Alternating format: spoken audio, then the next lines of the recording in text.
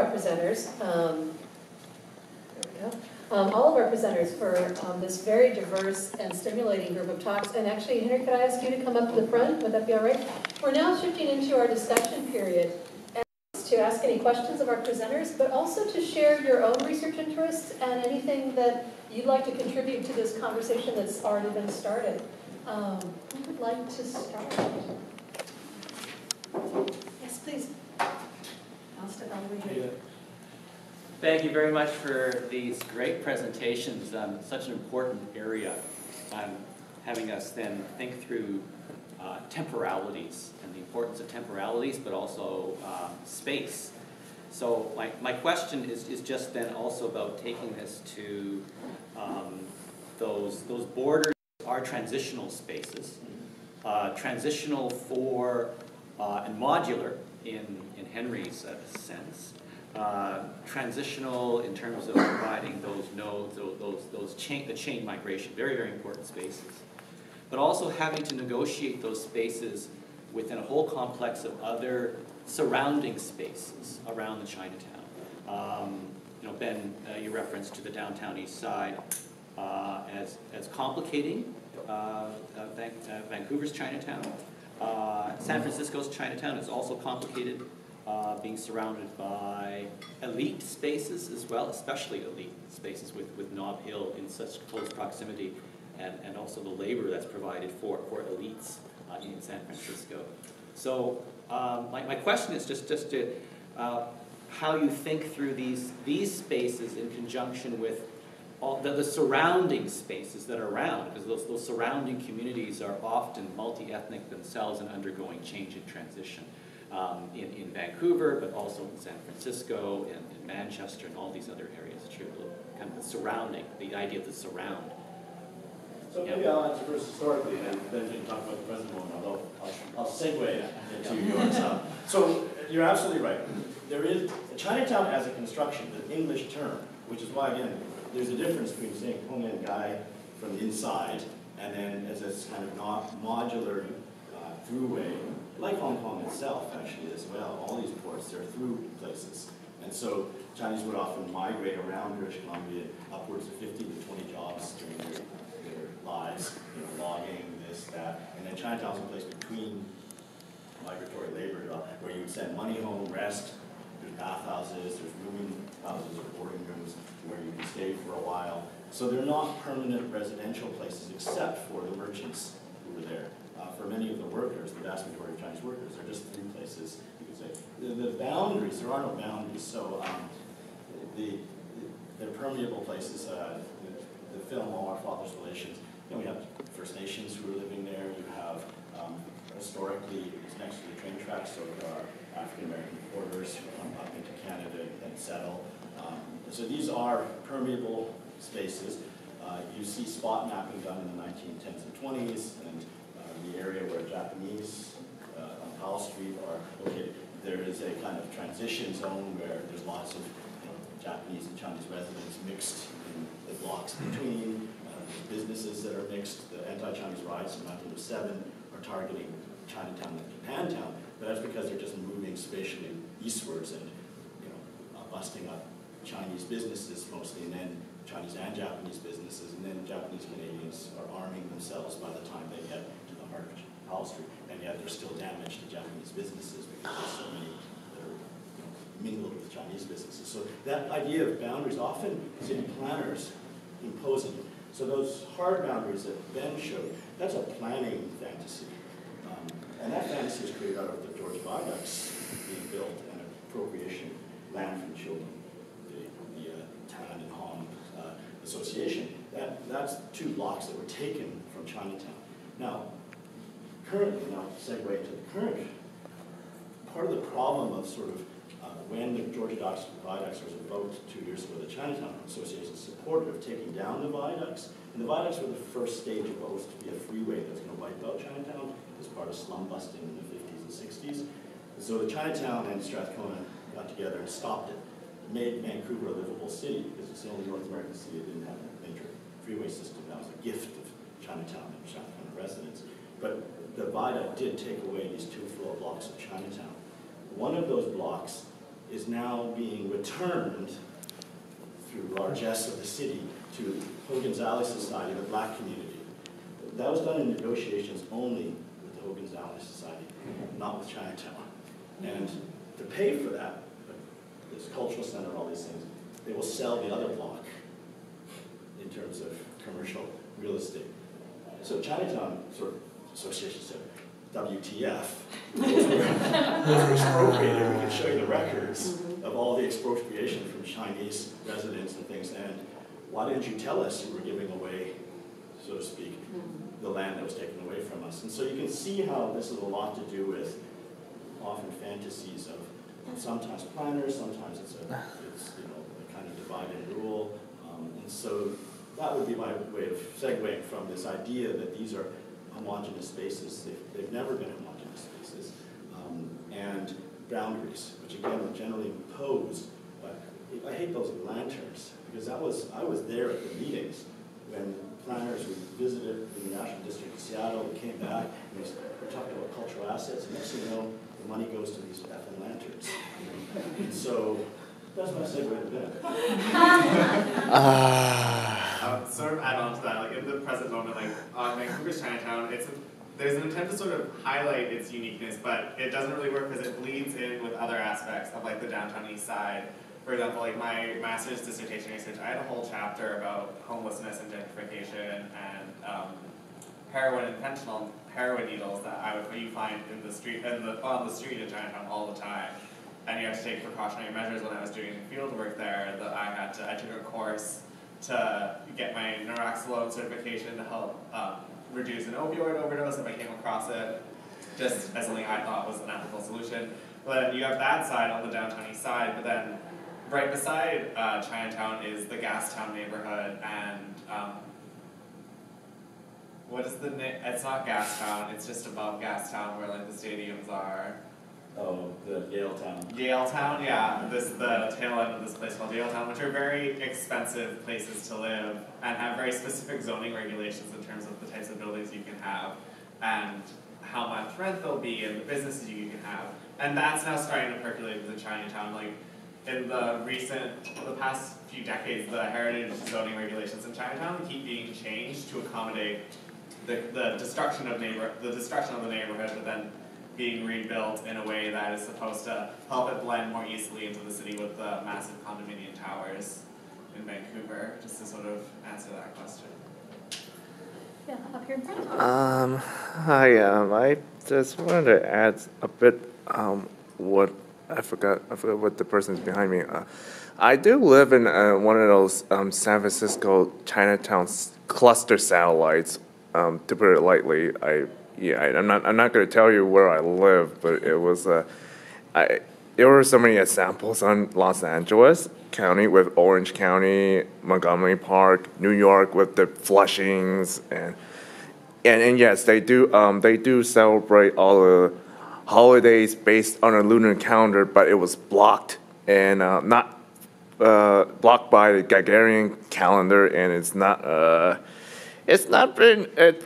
I would say the education about lunar calendars, like regarding like the Chinese communities and cultures and et cetera, was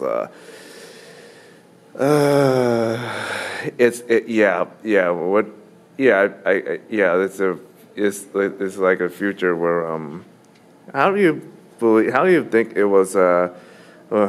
it was possible to have a lunar calendar be put side by side with the Gregorian calendar in Americas, like more particularly Canada and United States of America? That's a great question. So I'm wondering if you could, I remember your presentation included a couple photos of calendars. Would you want to speak to this question of the relationship between the lunar calendar? Yeah? Henry, be better? Okay, great. I'm going to answer a question. I'm not quite sure it was your question, but hopefully it's sort of related. The adoption of calendars in terms of the 19th and late 19th or 20th century. So Japan, which is on the same lunar calendar as most of East Asia, Indochina, China. Japan adopts the Western Gregorian calendar. And so to this day, Japanese celebrate New Year's on January 1st, and they wipe out all idea that historically they were on a different calendar. So everybody in Japan just believes they've always had New Year's on January 1st. And in other areas, the kind of lunar calendar that I think you're speaking of, where Chinese New Year moves every year and drives people nuts because they don't know when the day is in any given year, and this year was February something or another. So I think what you're asking is, how can these coexist in, say, North America? And in fact, one of the interesting things is that the notions and rhythms of time for overseas Chinese are quite adaptable, so that you can see lots of notations where they're noting something and they know what date it is in terms of even the Republic. So the count for the Republic being founded in 1911, it's such and such day and year of the Republic, but they'll also have it's also numbered November 12th, 1923. And yet also they'll know the lunar calendar. So like a lot of the knowledges that are within the sort of Cantonese Pacific, they're able to hold contradictory ideas and knowledges and bodies of knowledge in their head simultaneously. There is no contradiction between having a village wife and a local wife. There's no contradiction between being very embedded and immersed and engaged with the local community and also thinking all the time about your family at home. That ability to kind of hold simultaneously lots of different ways of knowing, which is expressed in the calendar and notions of time, I think that's one of the characteristics of the Cantonese Pacific and those who are migrating around. Is this adaptability. My favorite food example, just a nod to Jonathan's, is goose, and this is something that is pointed out repeatedly by Celia. It's like, we eat goose here. You people overseas are always barbecuing duck. So we think of barbecue duck as an iconic Cantonese food. You've got barbecue duck in every Chinatown, and you see these ducks hanging. You go to Hoi Ping and it's like, they eat geese. And they would never eat duck, because the duck is not very... That's because the geese that they found overseas didn't taste very good when it was barbecued. And so they adopted local ducks. And so barbecue duck, an iconic Chinese food, is not from the Xi'an area. It's Hong Kong. Goose is really expensive, barbecue goose in Hong Kong, and duck is really cheap. So in some ways that adaptability, they'll eat anything. They might even try to rat it once in a while. If I said, this tastes like crap, and let's not eat another one of these. So, cats, though, they taste good. Porcupines, exactly. I want to know. Now I'm curious. You had your hand up in the back. I have a question for Ben. Chinese North American writer Sui Sin-far's father was born not far from Manchester, and his family were involved in the silk industry. And I'm just curious, because your history of the Chinatown in Manchester started in the 1980s, is there any earlier Asian or South Asian community contributing to the textile industry at all? There is, but the difference is that Manchester's Chinatown, as a nuclear area, is a very recent phenomenon. Prior to this, there was a substantial Chinese community in Liverpool, but then Liverpool started to decline much earlier, and then people either left Liverpool or moved to London. And then London's original Chinatown in Shoreditch was bombed during World War II and no longer exists. And so then there was this moment where there was not as a sense of a community center for the Chinese community, at least in northern England, for quite a while. And then towards the 1960s, it started to pick back up again with travel from Hong Kong. And then it really solidified in the 1980s in Manchester. And Liverpool itself has started to rebuild its Chinatown and sort of reclaim its heritage. There's a question here, and then I'll go. Yeah. I just wanted to say thank you for this presentation. I'm from LA Chinatown, and I see a lot of similarities between LA's Chinatown with Vancouver, like what you just read about Manchester, SF.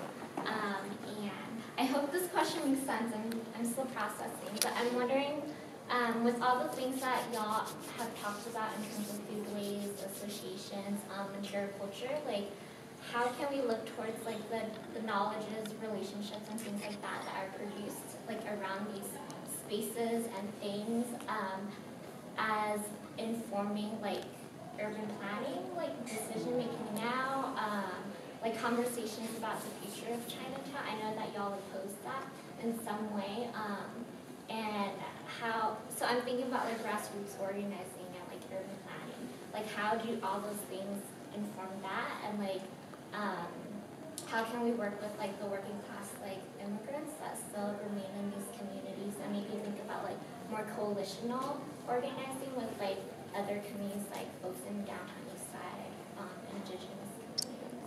So. Do you want to start?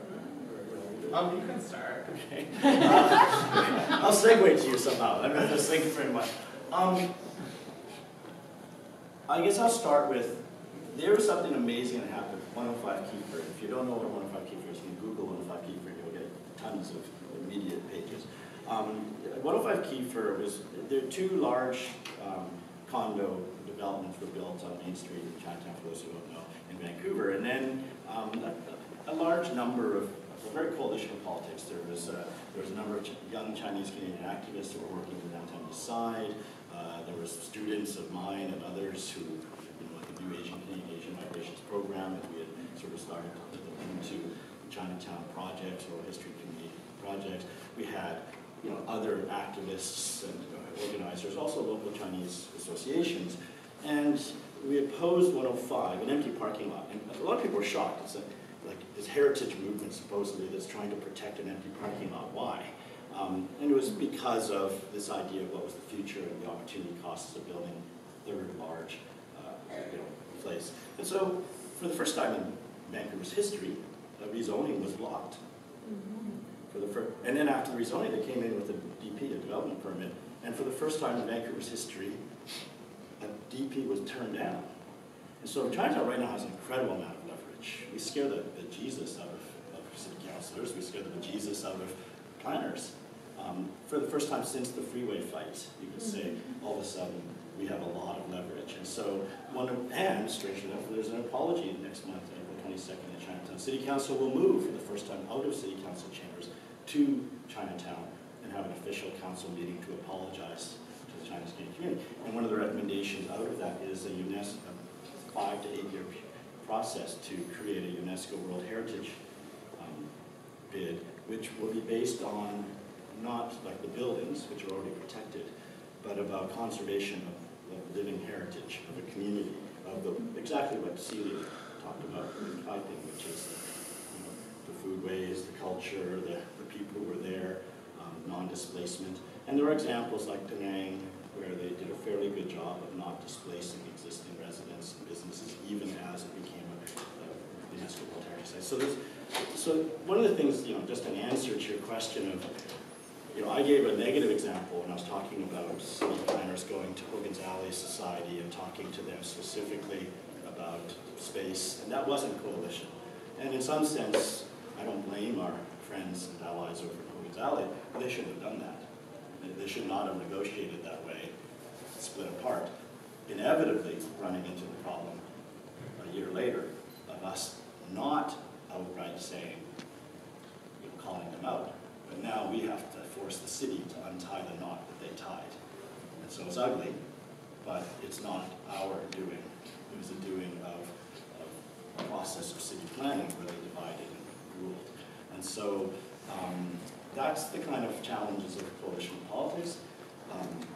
Coalitions are always difficult to hold together.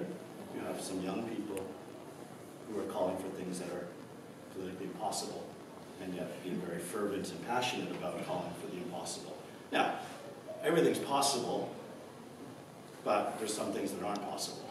And so, yeah, it's hard. We have long meetings, and we talk, and then we don't get consensus, but we agree to disagree. So, for me, one of the things about coalition politics, just don't stab me behind my back later. And so that's my one lesson, and that's all to say.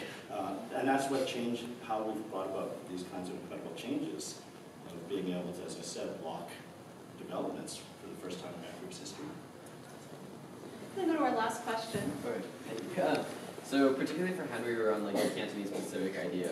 what kind of similarities, both historically and like looking in the context of continuity, have you seen in differences between Chinatowns in Southeast Asia and North America? So like Penang, Jakarta, and like Manila versus like Vancouver, SF, like yeah. Wow, big question, but a really interesting one. I'd say that there's three kinds of things, and this is also a nod, I think, to Ben's. There's three sort of processes historically that lead to a place being known as a Chinatown.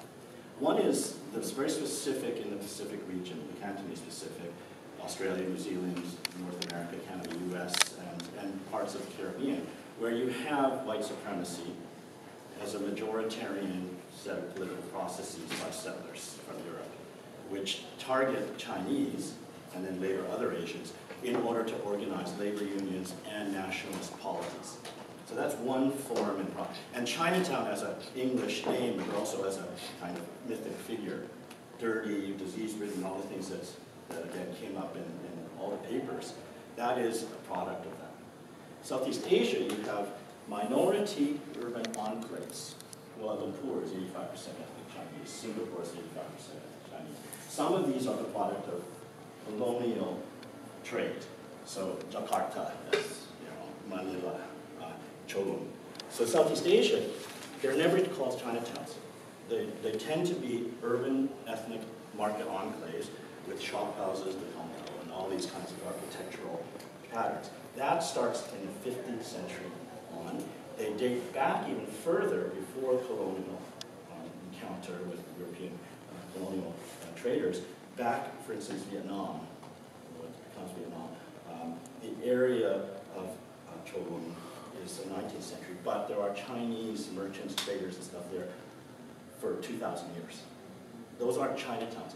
But in the 1980s and 90s, as these are preserved for heritage purposes, they get retroactively called Chinatowns in English. So Singapore, as they save Kereta Ayer, Telok Ayer, and the other areas of Chinatowns, they call them Chinatowns. And they market them as tourist. They put gates in. The gatification is a term I use. You see the gatification through the 80s and 90s of Chinatowns all over the world. That's the second. The third pattern, we could say, is one that sort of is the nod of the Manchester, is the invented Chinatown that is tied to the rebranding of Chinese settlements and urban enclaves in Southeast Asia. But you get this invention of Chinatowns across the world with recent migrations in the 90s and onwards, especially mainland Chinese. And these are kind of tied to when someone said a satellite, Richmond, Monterey Hill, or I used to live at Monterey Park in East LA, San Gabriel. These kind of urban strip mall hells. Did I say that? Sorry, urban strip mall sort of, lots and lots of restaurants and strip malls. Those are, again, the new Chinatowns is often a term. They're outside Toronto. So you get this all over the world with recent global migrations. They tend to be, again, majority upwards of Richmond and Vancouver is 65% ethnic Chinese. Monterey Park was above 70% ethnic Chinese for a while. And these new Chinatowns are a third historical process. It's been pretty recent. They have a totally different architecture. They're strip malls, most of them. Yeah. They tend to have been recent migrants, starting Cantonese from Hong Kong in some places, and now mostly mainland Chinese settlements. Often they also have ethnic Chinese from Southeast Asia, so South Vietnamese, boat people and things. Those are your three basic historical processes. So that's my answer. If you wanted to be a taxonomy of Chinatowns, that would be the taxonomy. That was amazingly succinct. Thank you. We're going to be continuing this conversation starting at 1:15 in the Olympic Room with the second part of this two-part panel, and I hope some of you will be able to join us there. Thank you particularly to all the audience members who contributed to the discussion, and a warm thanks to our four panelists this morning. Other than your oral, but yeah, no, it'd be great if it's got no citations, and I'd be happy to share with you. I certainly can get you other things I'm just thinking of a way to share with the students. It wouldn't work. I don't know why. and a bunch of the rest are from. This is part 2. I just want to say, We have 4 group projects. too much. One is for. I will see that. It's big engineering in here. Okay. Others are trying to spark. So That's it. this would be here. That would be fun. This would be fun. So, and then Chinatown we're talking about. Great. Oh, wow. Did Barry show you the video? Like, could you? So you could understand what they were all So they've saying. got these distinct projects while they're doing it.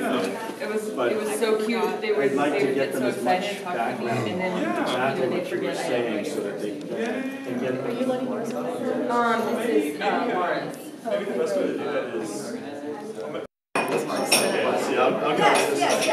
That thing is shiny.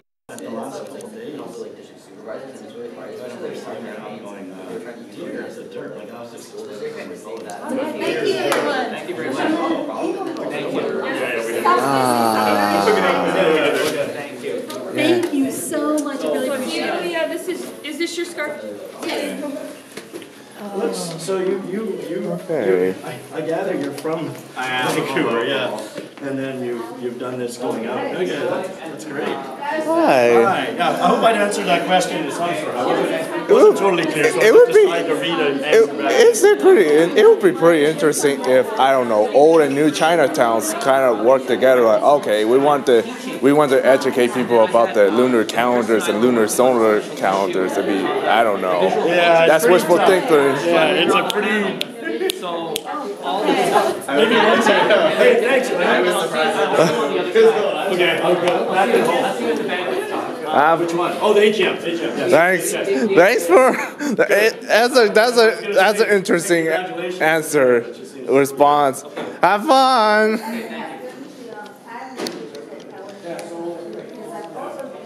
Peace.